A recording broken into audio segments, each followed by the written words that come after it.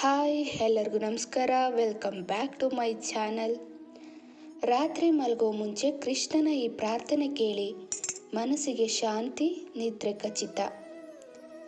ಈ ದಿನ ಎಷ್ಟು ಕಷ್ಟವಾಯಿತು ಅನ್ನೋದನ್ನೇ ಮರೆತು ಬಿಡಿ. ಈ ಒಂದು ಕೃಷ್ಣನ ಪ್ರಾರ್ಥನೆ ಕೇಳಿದರೆ ನಿಮ್ಮ ಮನಸ್ಸು ಶಾಂತವಾಗುತ್ತದೆ.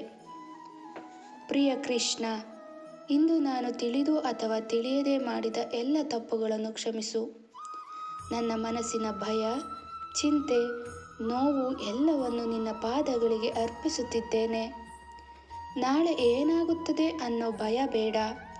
ನೀನೇ ನನ್ನ ಮಾರ್ಗದರ್ಶಕ, ನೀನೇ ನನ್ನ ರಕ್ಷಕ.